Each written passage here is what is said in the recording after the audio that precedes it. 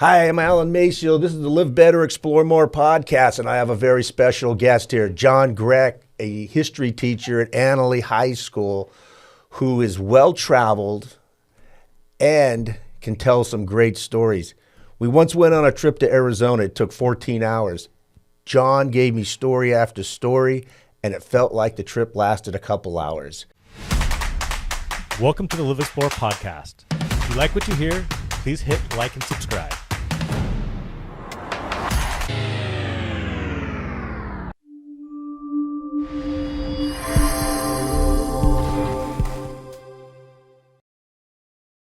Welcome, John. Thank you, Alan. Very nice to be here. All right. Tell me, when did you know or how did you know you were going to be a teacher? Well, a lot of the teachers I talk to, they're very nurturing people. They love children, and that's how they get into it. I was very much the opposite. I loved history. From the beginning, I loved history. Of course, I traveled a lot, loved travel. And so for me, the love of history led to me to a career in starting in journalism. And I didn't have the disposition for journalism. I got to be honest with you. All those deadlines, and is the interview going to come together? And am I going to, every day starting from scratch on a story? I found it very stressful. I got my master's degree in journalism, but I just decided pretty early on I was looking for something more historical based, more people. I mean, journalism is very people based, but I started substitute teaching at Annalee High School in 1996 when I came home from living in Australia. And my brother was a junior, I think, at Annalee, and I started substitute teaching there every day. And I loved it. I got to talk history. I got paid to talk history. I may not have been paid that much, but I found myself really, really happy doing what I love to do. And I got really good feedback from students who said, man, you should be an everyday teacher. It's so interesting to hear what you've been through and what history connects to in the world today. So, that felt good. And I was doing some freelance journalism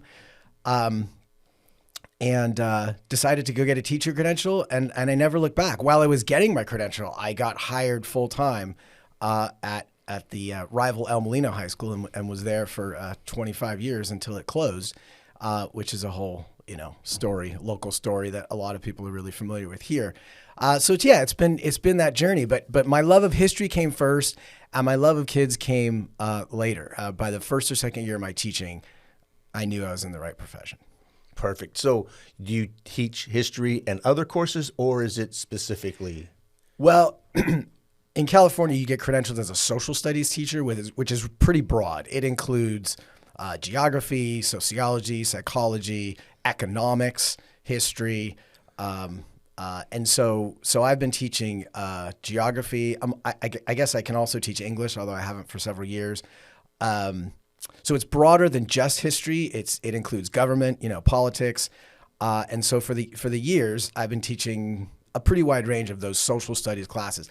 And I will say this too, we teachers are all much better in some of those subjects than others. I personally think the social studies credential process is a little bit too broad. I don't think you can be a really good teacher in all those social studies subjects. My strength is history and geography and government, not economics.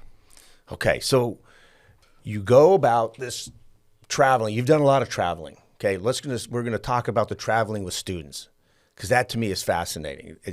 Yeah. Did you lose a bet, and that's why you took kids out of the country for an educational experience, or you just thought, I just don't have enough stress in my life. Let me do this. Yeah, it's a good question. My first couple of years of teaching, you got to remember that my life experience before teaching was as a journalist overseas. I was a writer for the Warsaw Business Journal for about 7 months. I was a journalist in Columbia, Missouri, as I got my master's degree at the University of Missouri. And so I had lived in Poland a couple of years as an English teacher. And they were very happy years. I loved Poland as a country. And so when I'm a new teacher in the classroom, I'm thinking to myself, wait, what am I most passionate about? Because clearly that's what gets the best feedback from students. Like, whoa, he's telling personal stories, like he's really into this. He's getting, worked up about it. And then and that translates to students. They get interested in those subjects. So every time I talked about my life in Poland, students really came alive. And it was it was 2002. I ran my first international trip. So I guess I was a teacher there for 3 or 4 years. And traveling with students is nothing like traveling on your own. My first several trips, I didn't work with a company. I put together everything myself, which is a whole nother set of logistical questions and problems. Actually, that's not true. My very first trip was with a company called Travel Systems Abroad. I remember the guy that ran it was from New Zealand. And he put together a beautiful trip, but man, were there some crazy episodes that made me wonder, what am I doing? Just things like, liability issues and when students do things, usually alcohol fueled, that you just can't believe. You think, boy, travel with students is, frankly, it can be kind of dangerous for a teacher if you don't have a company behind you with a lot of insurance, because the judgment of students, I will say, sometimes is really scary bad. So there are some stories there. Okay, so how many trips have you done with students? I would say a dozen. I'd say 12. Now, if we include domestic trips to the American South, and I do a lot of trips to Oregon for the Oregon Shakespeare Festival. If we include those, then it's up in the 25 to 30 range. Okay, but the overseas, and you live to tell. Yeah, some more smoothly than others. My other thing about travel overseas with students was I never wanted to do the London, Paris, Rome circuit that has just so well trod. Beautiful cities, wonderful cities, but not my passion. My passion was Eastern Europe, post-Cold War, and then a couple of trips to Asia. So when you're taking students to Russia, Turkey, Vietnam, Cambodia, Nepal, you're not going to a place that has the same safety standards or the same comfort standards. And that to me was part of the exotic nature of it. It's like, look, we're going to see a different culture, and we're going to go places that maybe your parents haven't been, or, all your friends haven't been. I mean, we're going to really see the world and expand our cultural awareness. And then the trips evolved into having an environmental project or some sort of community project. Tanzania was a really memorable one. And lately I've been doing a lot of trips to Latin America. Our last one was to Ecuador, and we worked on bamboo construction, which is sort of the sustainable future. Right. So the trips are taking on those kinds of themes over the years. So when the students go on these trips, is it like not extra credit? Do they get credits towards their high school? Usually they don't. And one of the hesitations I have is that, I'm basically running programs that only fairly wealthy kids can afford. And in a public high school, that's not a given. The fundraising aspect has never been my thing. I just don't have the energy for it. So some students have raised funds for their trip, but mostly, I do take students whose families have enough money to afford overseas travel, which is just not cheap. There's no way around airfares to Asia being expensive, and it's a big deal. So my trips have always ranged. Back in the day, $2,000 per student. More recently, they're more like in the $3,000 to $4,000 per student. But I do my best to keep costs down, but I'm not very good at helping students really, raise money if they don't already have it. That's something that we can, I can always think about how to improve. So always room for improvements. So how, and what's the feedback from the students? Well, generally speaking. Yeah, interesting you ask, because I've been reaching out to students who traveled with me on the 02 trip, 04 trip, and several trips back in that era. So we're talking trips over 20 years ago in some cases. And I've been reaching out to them because in this book I'm trying to write,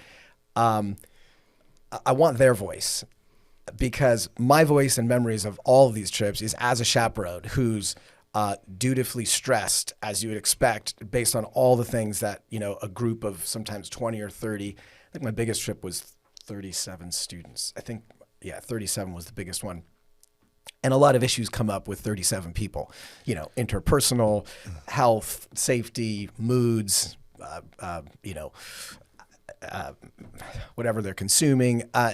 All of those things will come up in a trip. And I have to say, as the chaperone, like I need parents, and this is a whole nother realm of discussion, but you got to be really careful who you pick as chaperones, because some parents can be way more trouble than they're worth because they, they have more insights and more standards and more questions. And sometimes it can get a little bit difficult where your energy is going to a chaperone, and chaperones are supposed to be doing everything to be sort of my lieutenant's making my job easier, not harder.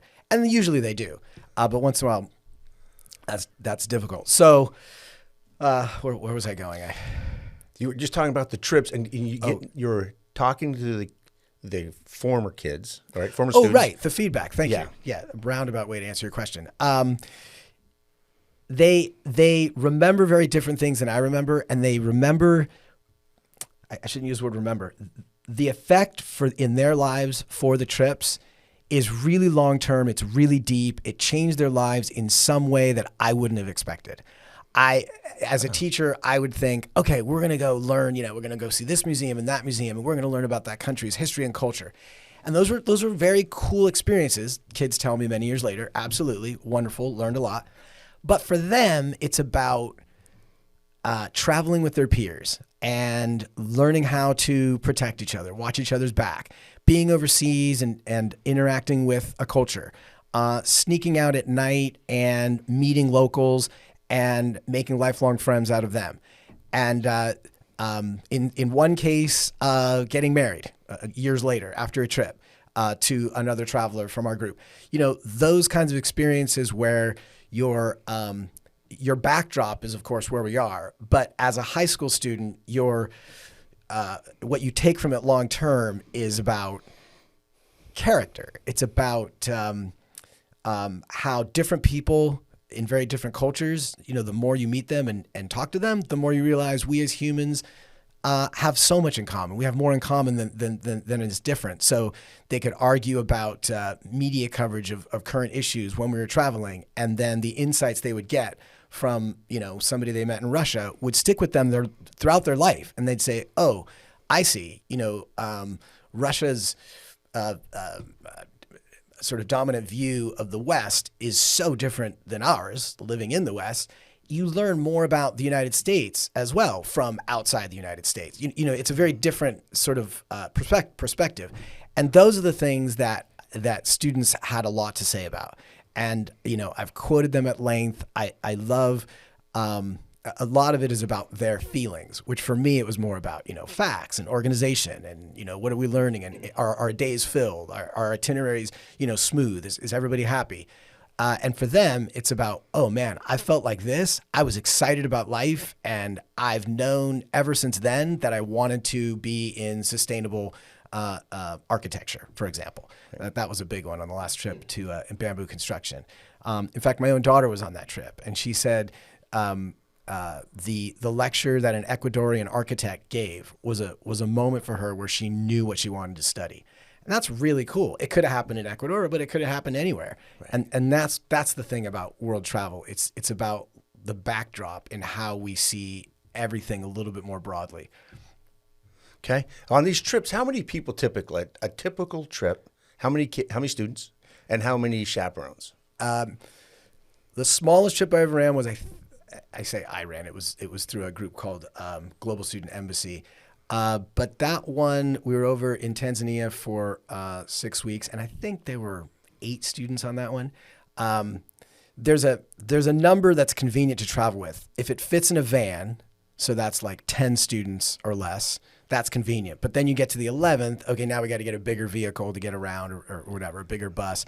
And so then if you're over 11, then you want the group to be up into the 20 range, where that's the next size vehicle. Usually in different countries, those are sort of the numbers I find. So So yeah, the smallest group, let's say, was 10, and the largest group I think was 37. And all my trips have been in that range. I think there might have been one Oregon trip that was in the 50s, and we ran like two buses or something. But that's a relatively small trip. How many chaperones?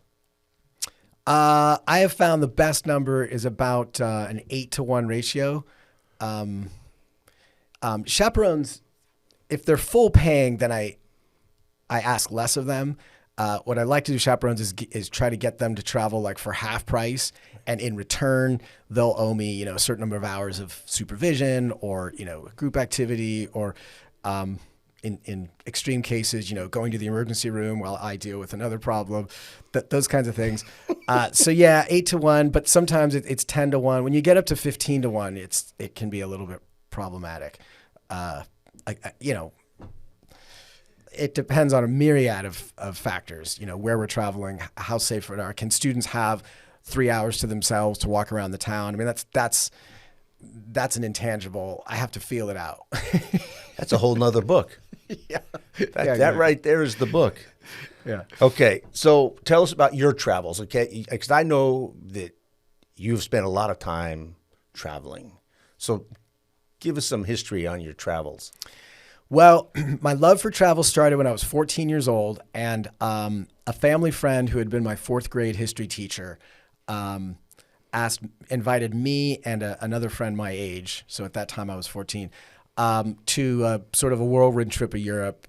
We traveled for 2 months. It was one of those trips where you hit, 12 countries or something, all in Europe, and I loved it. I was just so smitten with going to new places and meeting new people and talking and navigating back in the day before, Google Maps and everything.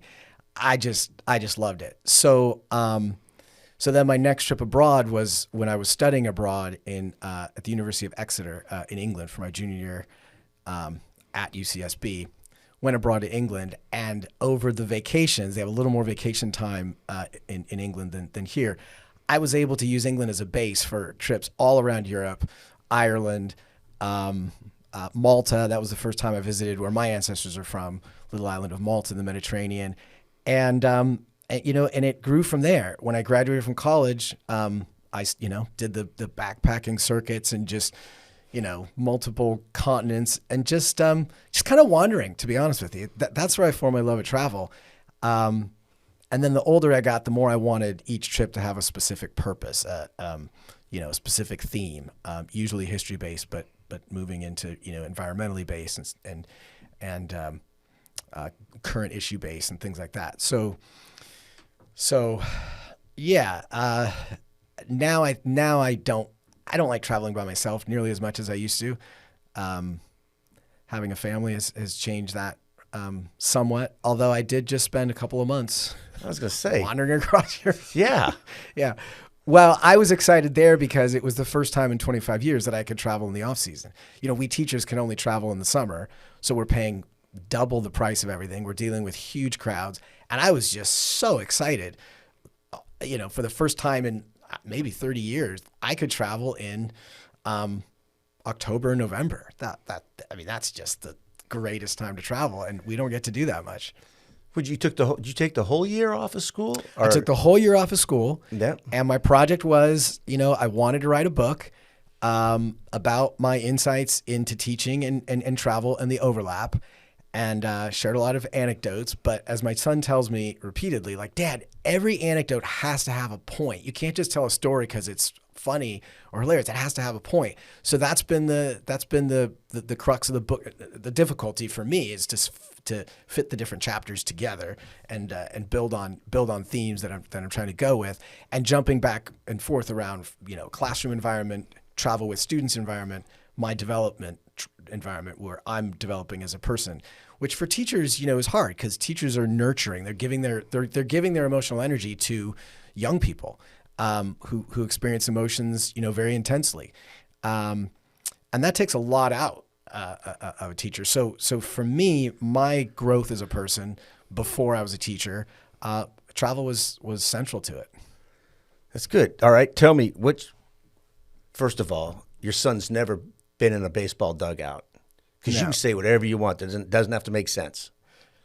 And he would learn that after one game. Anecdotes don't count. You can just say whatever you want. But Anything doesn't matter. About my son not being in the dugout at the baseball games. Yeah, you wouldn't. He'd come back with a different vocabulary too. Okay, which travels, like countries, maybe it's a town are your favorites, and why? So the word favorites is really broad. It depends, what kind of favorite we're talking about. If we're talking about most different, most exotic from the United States. I was in Turkey in 1992, and that was one of the most exciting trips I'd ever been on. My first country, a Muslim country, a country that at the time was very friendly to the United States, and I think that's changed a little bit recently. But I remember that trip being just so excited. I remember hitchhiking. I remember getting picked up in the back of a dump truck, and a guy taking me, the dump truck driver bringing me to his home to have dinner, and then continuing on our journey. I remember going to a camel fight, and I remember because I was an American, I was allowed to be on the actual dirt pitch where the camels are sort of biting each other and wrestling each other. And I just remember like experiences that you could never have here. Turkish mafia, that was with us. That was with students later. That was fascinating. So yeah, we can get into stories. Turkey was a big one. I loved it. Russia was one for being, I had specialized in the Cold War when I was a college student. That was my major focus. And to go to Russia, to go onto the other side of the Iron Curtain, obviously I fell in love with Poland first, living in Poland, and from Poland went into Russia. And seeing that life in Russia is gray, it's tough. People are not, they don't walk by strangers and go, good morning, like we do. We take for granted. There's none of that. It's gritty. It's, that was fascinating. I would never call Russia my favorite, but it was just fascinating, adventurous, and a little scary. I love Tanzania because that's the only country I've been to in Africa, and so I have a lot of questions still about different regions in Africa. It's an incredible continent. And along those lines, I'm excited to host an exchange student, a high school exchange student who will be going to Ainley High School starting in the fall from Uganda. Although I've never been to Uganda, I'm really excited to host to be her host for about 3 or 4 months this fall. Other countries are my favorite. Nepal was unbelievable. To go up into the lower Himalayas, that was more like of a hiking trip with students, which is a whole nother area of discussion. That was incredible. To go to villages across Nepal and the lower Himalayas, we were on what was called the Tamang Heritage Trail. These are villages that are only accessible by walking. There's no road, there's no airstrip, there's no port. They're just in the mountains. And they were so happy that our group of 27 students and 6 or 7 chaperones had ventured up to their villages, and we stayed with people. Those are experiences you just cannot even describe, and how beautiful they are, where you see people that seemingly have nothing in common becoming very close friends, dressing each other up and getting together and teaching each other bits of our language. And it was just beautiful. I have very, very happy memories of that. And so do many of my students, turns out. Good. Okay. What countries were you maybe nervous, scared? Well, yeah, the same ones that I'm just talking about. That nervousness and fear is exactly what makes you feel so alive when you're traveling. We're not talking Club Med, kind of relaxation travels to Mexico. We're talking about going up into the mountains. And I was really scared in Russia, and we can talk about why. But there were just some issues there where you're never quite sure if they're going to cart you off to jail, and if they do, the Brittany Griner thing, Yeah. Recently, I was so terrified for her because I've never been detained by Russian law enforcement, but I wasn't far from it. And when sometimes you don't know even why you're far from it or what the rules are, the local things are. I remember in Hungary, this is very early in my life. I was walking through the parliament in Hungary, and when you think of a parliament, you think, oh, public government buildings, you can walk around. Oh no, I had a gun pointed at me, and like, you need to get out of here. You don't belong in the Budapest parliament buildings, which are spectacular. I'm like, why not? These are fantastic. What are you afraid of? But those are just things where you're just a foreign person. I remember a Polish police officer thinking I was drunk because of the way I spoke Polish. So he hauled me in for an blood alcohol test. And when it was 000, he's like, oh, this is fascinating. We've never heard a non-Pole speak Polish. It is a language that, is not so international as English, French, Spanish, bigger languages. And so those are experiences that are incredible. By the way, by the end of that evening, I was good friends with the police officer, and we had funny talks. We didn't. I don't think we got to the point of sharing vodka together, but those are cultural differences that make my country my favorite. Poland is my favorite country just because I've lived there for almost 3 years, and formed a lot of lifelong close friendships. And wish my Polish friends would come and visit me in California more often, but it's a big journey. So. If they come once, it's kind of a once in a lifetime trip because of that distance. And my other favorite country, honestly, was Vietnam. I fell in love with Vietnam. I went over there most curious myself, all things Vietnam War related. How we saw that war, how they saw that war. They call it the American War, and the museums on that war were incredible to me, and the many things like. Just going to things that happened where our soldiers did this or that, and the beaches where our soldiers hung out was kind of powerful for me in ways that, I don't know. I try to avoid war history, but it's hard to. Wars are central to studying history. So let's go back to not favorite. Go back to Russia. So what was it? You started to tell a story. Yeah. About maybe some of the fears you had there. Well. One was that when we arrived, our person who was going to host our group and bring us to our lodgings, and the lodgings were sort of spread out in several apartments across the city of St. Petersburg, that person didn't come to the train station. So imagine what it's like not speaking the language, not even recognizing their alphabet, which is Cyrillic alphabet, being at a train station, the station very historical station, Helsinki station, where, Lenin came in and kind of started the Russian Revolution and all this history. And I've got 37 kids looking at me. I think that trip was 27, but 27 kids looking at me like, what's going on? What are we doing? I said to them, I have no idea. I went to a police officer and I said, I need to use a phone. I need to call this person or whatever. I have a phone number. And the policeman said, no, you can't use a phone. I said, what do you mean? I may not have like currency. And then he wrote on a piece of paper, he wrote the number 5. I'm like, all right, fine. Here's 5 rubles. And he said, no, nobody takes rubles. I want dollars. He put a little dollar sign on the thing. I'm like, all right, fine. That was my welcome to Russia. And then he gave me his cell phone. And the woman answered the phone and she said, she spoke English to her credit. And she said, yeah, the woman's supposed to pick you up. I don't know. Her lover is in from India, so she's not coming. So what you need to do is take a train and figure out where your lodgings are. I'm like, this is terrible. And of course, I couldn't recognize the stops in the Cyrillic language, and we went the wrong direction. And so that was just scary. I wouldn't say dangerous, but scary. It became dangerous the next night when we all sat down at a restaurant. And I don't know if this happened because I'm sure it was because we're Americans, although you're never quite sure why these things happen. But they took our order and just made us sit there for 2 hours, 2.5 hours, while they served all the other customers in a restaurant.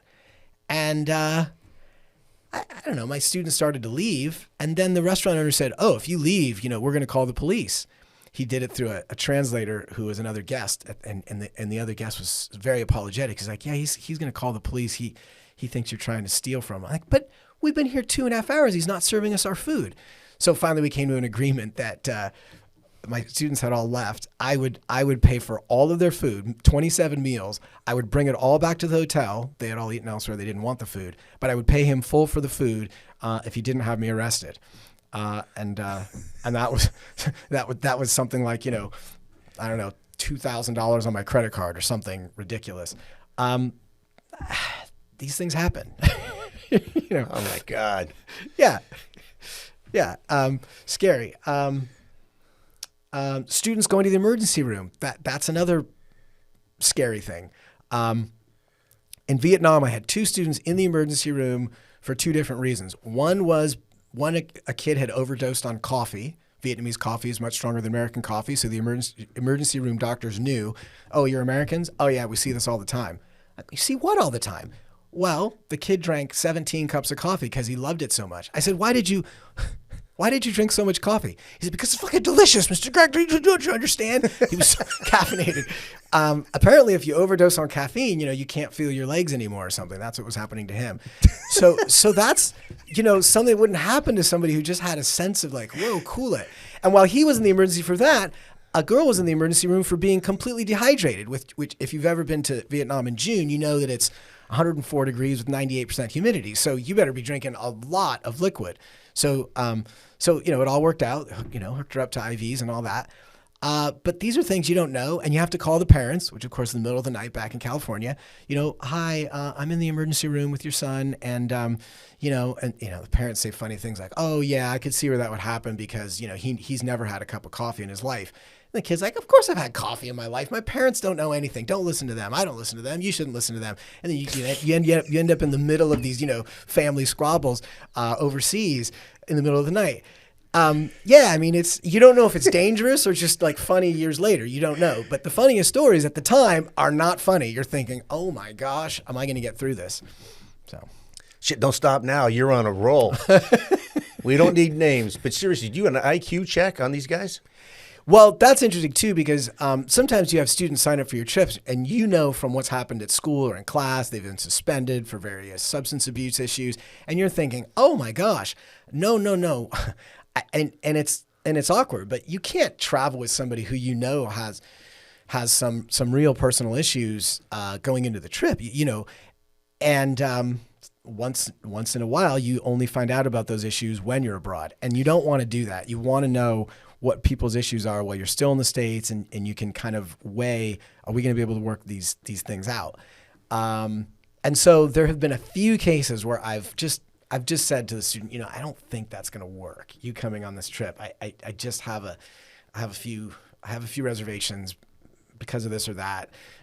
Usually not related to me personally, but just things that have happened with the administration. And when students are getting suspended and expelled at home, that can be only magnified and really scary abroad. Yeah. So yeah, you gotta try to see those things in advance, which is not easy sometimes. All right. So you touched on some funny stories that, like you said, probably weren't funny at the time. Although the coffee, that was hilarious. You kidding me? You can overdose on coffee? Apparently, if your body's used to one level of caffeine and then you suddenly put 10 or 12 times that into your system, this guy just kept saying, I'm dying. I don't know what's happening. I can't feel my legs. What's happening? And none of that was translating in Vietnamese in the ambulance as we're racing to the airport. I guess the Vietnamese EMT person was just kind of looking at me, just kind of shrugging, going, don't worry about it. He'll be fine. We've seen this before. But she couldn't say that to me, and in a way I could understand. So I knew this kid well enough to know that he was a bit of a stress case. So I found myself surprisingly relaxed for being in an ambulance with a student. I thought, I think he's going to be fine. I think he's just a little bit, what do you call a person who kind of exaggerates their inner fears? I knew that about him just from having him in class. So I wasn't too worried, which is good because as a chaperone in an emergency, you have to exude calm. And that even when everything inside of you is like, oh gosh, this is bad. The worst time that ever happened, I was so stressed physically that I broke out in hives. And so students could see there was something wrong with me, and I had to kind of play it down. The problem was that the buses in the Himalayas, getting back to the safety standards, the roads aren't paved, and roads get washed out, and these buses go over around turns, and they're over these death-defying cliffs that the bus could fall off the mountain, at least in my view. And so coming up to one of these hairpin turns over a chasm that would, be certain death for everybody. I said to the Nepali guide, I said, hey, you know what? I think my group we need to get off the bus before the turn. The driver can take the bus around the turn, and we can rejoin the bus at the end of the turn. Would that be okay? And the guide said, oh, yeah, absolutely. Yeah, no problem. So he stopped the bus at the next turn. They opened the door. I got out of the bus with the student sitting in the seat with me, and they immediately closed the doors and started driving around the turn with the rest of my group. So if the bus fell down the mountain, not only was my entire group going to die, but I would have survived, which I think would have been worse. How do you explain losing your entire group? And the bus just drove away around this turn. I'm running, flagging, going, no, please, God, no. And to make matters worse, the student who got off the bus with me was filming the whole thing while one of the wheels of the bus is spinning off the roadbed. And I ran around they survived. They got around the turn, and I ran around the turn to the bus and said, what happened? And he goes, oh, we thought you were just stressed and you were just having a nervous breakdown, and so you wanted to get off the bus, and so we let you off and we moved on. I was like, no, this is about my students' lives. But, there again, they're like, oh, okay, so not only are you the neurotic American, but you're afraid all of your other American travelers are neurotic as well. So, yeah, you guys can all get off the bus, no problem. It's just a misunderstanding. And then, just up the road, we got to a point where the bus could not get around the turn. This is where I broke out in hives. And the driver turns around and goes, all right, everybody has to shovel with your bare hands a new roadbed in the Himalayas. And, I'm all for an interesting experience, but we're shoveling sort of wet Himalayan mud to flatten out for the bus to be able to go over it. And of course, a couple of the chaplains were like, I didn't pay for this. I'm not shoveling mud from the bus. So we shoveled it a little bit, and the bus driver goes, okay, that's good enough. I'm like, it is? I mean, it's like this and straight down. He's like, no, the engine's heavy and it's low, and so it'll make it stick to the thing. I'm like, okay, you're doing that by yourself. So the bus made it, and we were able to join the bus after the turn around the roadbed that we had built ourselves. Things again that would never happen in the United States. Those are scary things. Holy Jesus! Tell the truth. You don't get life insurance because nobody will insure you. My last few trips have been with a lot of insurance because now I'm smart enough to use travel companies that will definitely include the insurance. The downside is the cost per student goes up because you pay for that insurance. But I've always thought insurance was very overpriced. And it is if I'm traveling by myself, but not when I'm traveling with 37 students, right? Yeah. Oh my God. And you still do this?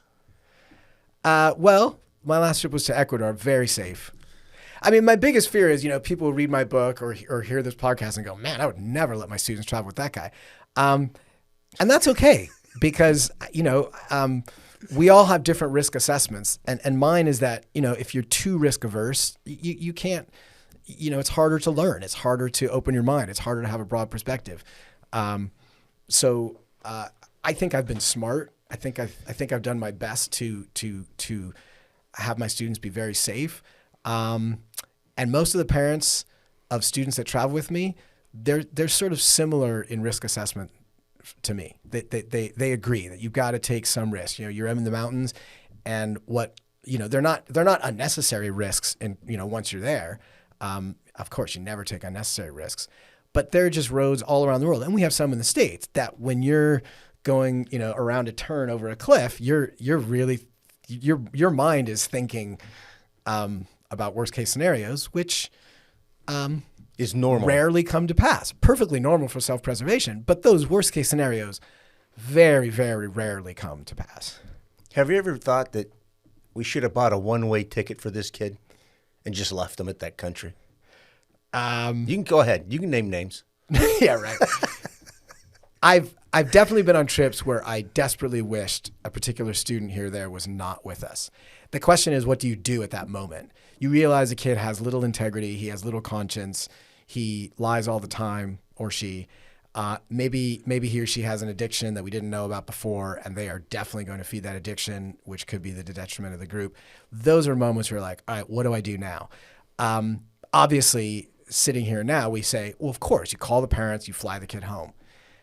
That is an extremely expensive thing to do, and I've never had a parent say, "Oh yeah, great. Well, here's $3,000 for the Trans-Pacific flight for my kid to come home early." I've never had a parent do that. The parent has always said, "Look, you're going to need to work this out because we can't pay for that." Even though they had signed things before the trip. Obviously, I have disclaimers that say if your kid does this, they will go home.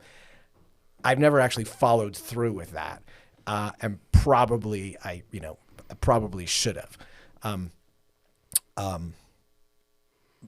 But we get through it. I mean, basically I say, okay, from now on, the rest of the trip, you're going to be at my hip. You will not be leaving my side for the rest of the trip. And that's only happened in all my travels. That's only happened 3 or 4 times. That's not bad. I know. And it's sad that that's what we end up talking about, because honestly, 90% of the students that have traveled with me have been incredible ambassadors and wonderful representatives of the United States. When you travel abroad, you are the face of our country, and they've been a credit.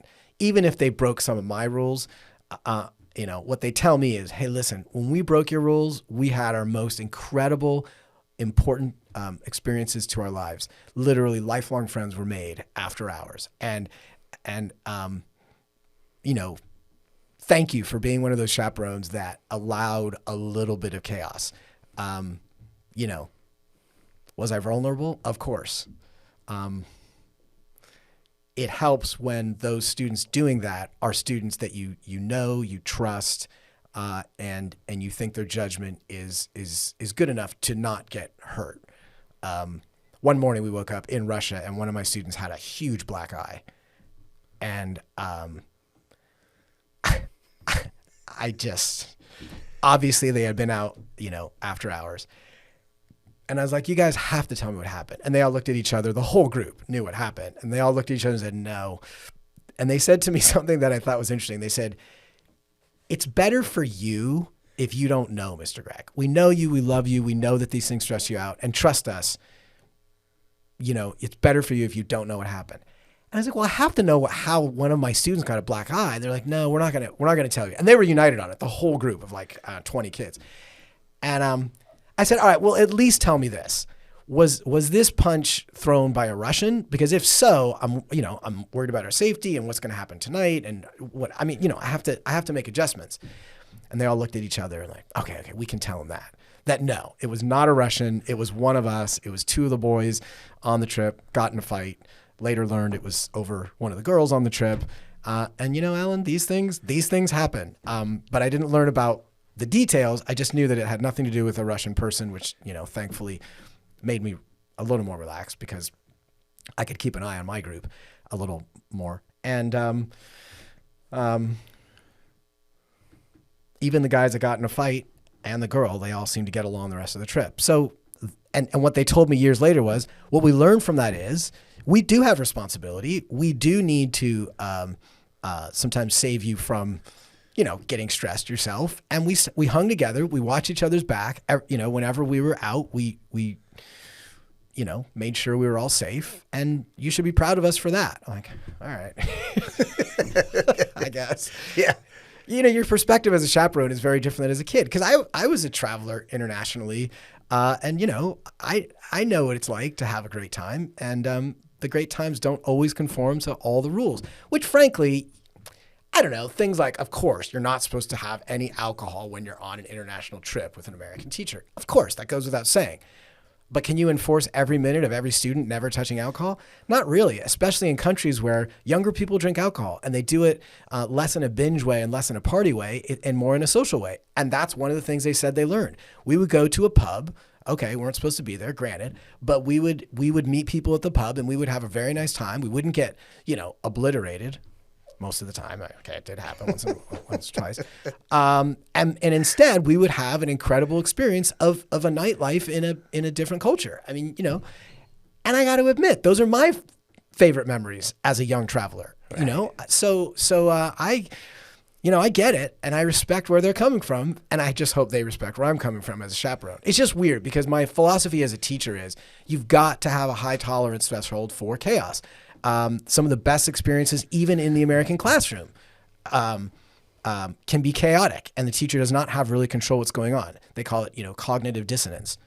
I'm getting into big words, which you told me not to get into. A lot of syllables again. But yeah, I mean, what students tell me years later, even here in the United States in my classroom, was, yeah, that lesson we did where we simulated being diplomats from different countries and having to argue about how to keep, world peace.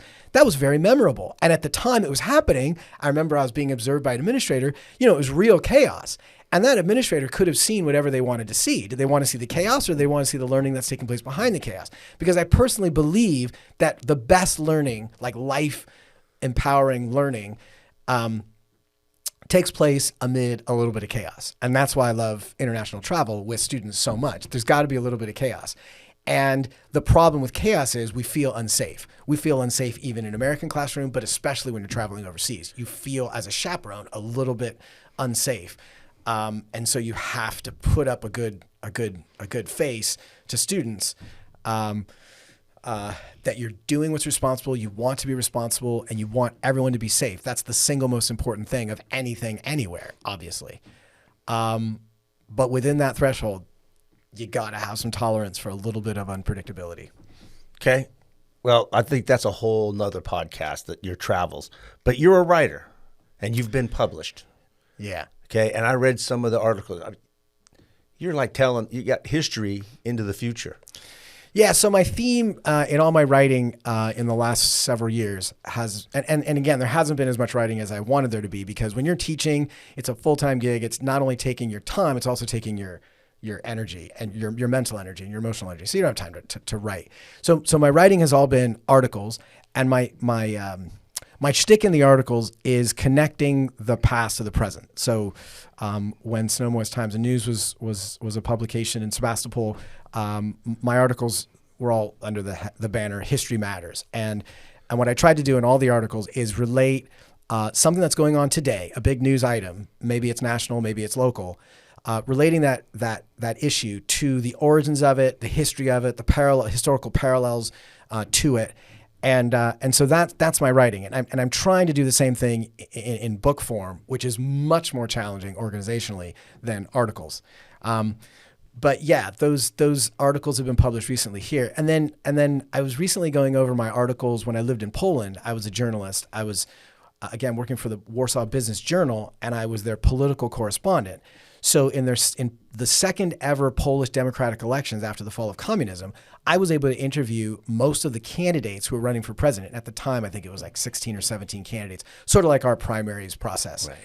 And because it was a second ever democratic election, it was all sort of taking shape as it was going. And I was in the middle of that. And it was so exciting to be a journalist in Poland, writing for a more economic publication. And so I was able to kind of be one of the beat writers in politics, which I really enjoyed. So a lot of those articles from the 1990s, that would have been in 95, were really interesting for me to read, looking at Poland's democracy, 25, 30 years later. And then I also wrote a lot of articles in Missouri, Columbia, Missouri, where I was covering the State House in Jefferson City and covering bills that were going through their state government.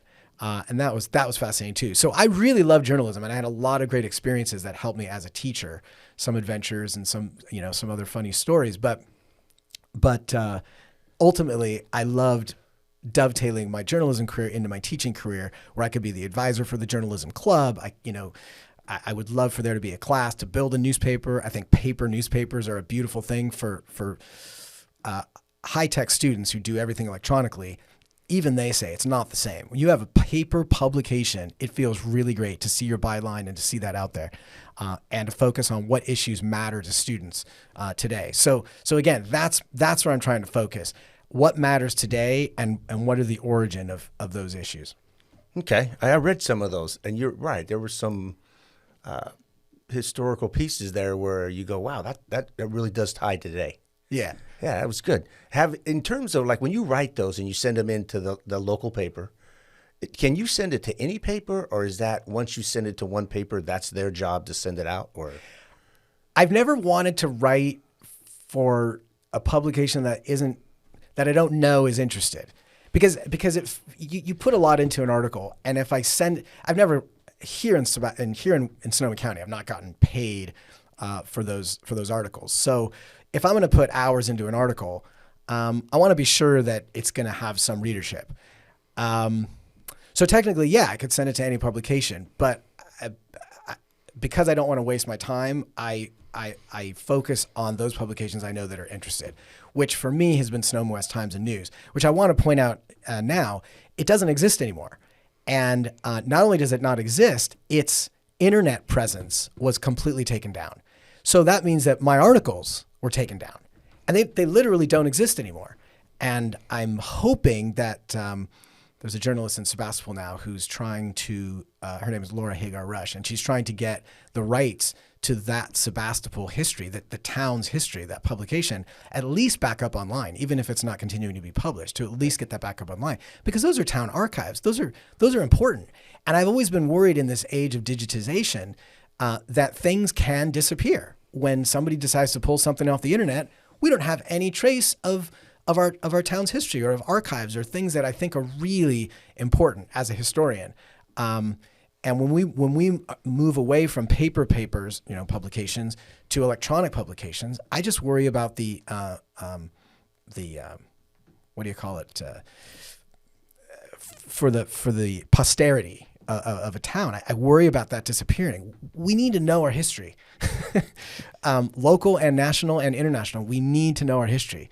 I think Americans in general, need to be paying attention to what's going on in, Russia and Ukraine and this Prigozhin guy. I mean, like these developments in the last day or two, they're historical.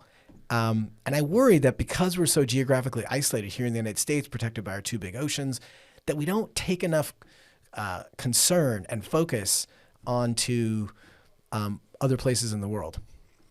Okay. Got a book coming. Yeah. I don't have a title for it yet. You should write a book called "So Your Kid Wants to Study Abroad." That's not a bad title. I just want 20% of the royalties. Yeah. Okay. So tell me about this book you're writing. So I spent the year. I took the year off of school. I spent the year traveling and writing, and deliberately traveling to places where I didn't know anybody. I didn't necessarily want to go sightseeing. I just wanted to be far from home, holed up in a place I could write. And the book is kind of building on all my life experiences. I guess it falls under the genre of memoir, but I hope it's much more than that. I hope it captures a lot of people's voices, and it delves into curiosity. Why are we curious? Why do we travel? What do we take from a classroom? What do we take from a trip abroad? What do we take long-term versus short-term? Those are the things I'm really interested in hearing about from other people as I compare it to my life experience. That's my book in a nutshell. And I'm going to need to break down like a one-sentence synopsis to be more efficient. But that's where I am with it. And it's meandered and it's gone in several places. I think some chapters really work, and some chapters really don't. It's been a really great process for me. But when I go back to teaching in mid-August, I'm not sure how much more energy I'm going to have to devote to the book. So actually tomorrow I'm going to have my first talk with an editor, and I'm just curious to see how widely it'll be published. I'm confident it'll be published, but there's publishing where you print a few hundred copies, and then there's publishing where it gets a wider audience. And I think my audience would be people who reflect on high school. It would be to young teachers, any teachers really, because there's a lot of pedagogical discussion about what's the best way to run a classroom, and teachers, there's a lot of disagreement and a lot of philosophical variation about, how students learn best. And so I have my philosophy that I touched on with the kind of the chaos. But that's hard. That's a hard form of teaching. It's a lot more comfortable for a teacher to have, little assignments, very controlled, kind of a quiet atmosphere. and using a textbook, which I try not to do. Sometimes I kind of need a textbook for this or that, but textbook teaching is I don't know, it's kind of old style, and I weigh in on those kinds of things. What makes a good classroom? Because after 25 years, I've had a lot of good days teaching, and I've had some pretty bad days teaching. And teaching, I think, should be experimental. It does have to be some trial and error, because no two classes are the same, and no two lessons are going to be the exact same with two different classes and different sets of personalities. And the older I've gotten as a teacher, the more experience I've gotten as a teacher, the more flexible I've become on what's working and what's not working. And that's source for a lot of discussion. And I hope teachers would read my book, and even if they totally disagree with what I'm saying, that at least there's something to talk about and something to think about. And they can. I'm very open to other philosophies. But for me, the focus on how I assess whether a lesson is good or not is the history. It is the history. I love it, and it's asking a lot that I would get my students to love it. But that is my goal. Will they leave my classroom with more curiosity and more questions, and will they pay more attention to current events? Because I think that would have a general, overall positive impact on our communities and in the world. Are you going to include stories in there about, like the bus trip in the Himalayas? Oh, absolutely. In fact, that was the starting point of the book. And I had to be careful about not just having this story, then that story, then that story, without a theme to bring them all together. Because sometimes they're just funny stories and they don't have a lesson or a moral to the story. I want there to be like some purpose to telling the story. It's one thing that I remember it so clearly, and it's seared itself into my brain forever, in a good way or not such a good way. But it's another thing to make real sense of it and to have meaning behind it and have purpose behind it. So that's the stage I'm at now. I'd say I'm 3/4 of the way done. Through the book? Yeah. And just roughly, if you had to conservatively put a date out there, when you think it might be ready to go to a publisher? I'll have a better answer to that after I've talked to at least one possible editor, because I've been looking at these words for this whole year, and I'll be totally honest, I'm getting tired of just my changing the words and adding to the words and tying them together, and I'm getting tired of that process. I need a few other pairs of eyes to look at my work and say, hey, this part's really good, that part's not so good, not very interesting. Maybe you're pontificating over here. I don't know if that's if that's a word I'm allowed to use, but you're sort of just maybe preaching over here. That's not interesting. I need somebody who's not my friend to say, look, here's the hard truth about your book. You've got a kernel here. And I do have I was in a writing class, and I got some positive feedback there. And they said, look, there is a market for this. Anything that's coming from schools right now is kind of an important topic, because politically as a nation, we're looking at a lot of questions about what students should be exposed to, what shouldn't they be, what educational philosophies work, which ones don't. Those are questions that are really important that I think my book will fit right into. Maybe. We'll see. We'll see about the wider audience. But I know I have interest in West Sonoma County. People have been saying, "Come on, let's get this book going. We want to read this. We want to see this." So that's been kind of fun to say, hold on. Well, there's a process. There you go. John, it's been a pleasure to have you on the podcast. I think the stories of the kids, I'm not talking about when something bad goes on, right? Yeah. I am talking about the bad stuff, but that it turns out okay, right? Yeah, they've all turned out okay in the end. Absolutely. I want to be very clear about that. Our memory sometimes exaggerates, some of the dangers, especially from a chaperone's point of view, because we're living in worst case scenarios, which don't transpire. So thank you. I do think they're interesting stories. I've told them a lot in class, so these will be familiar stories to any students that I've had, and I think I have about 3,500 former students out there. That's a lot of people that kind of know my name. Most of them remember me. Yeah. Hopefully, most of them remember me positively. There once in a while, there's a student that really hated my guts. I was at a fundraiser recently, And I said, oh, hi. I said hi to a former student from way early in my career. And she said, oh, yeah. She said, I remember you. You were a dick. And I'm like, oh, that's fascinating. You're the first person to say that. I'm totally open to, what happened. And she had good reasons for me as a young teacher. Like, she was pretty eloquent about it. Like, you're never going to resonate with 3,500 out of 3,500. It's just the way it goes. No. Yeah. All right, John, thanks a lot. I'll see you on the weekends out there playing ball. Yeah. Fantastic having you on board. Thank you very much, Alan. This has been a lot of fun. All righty.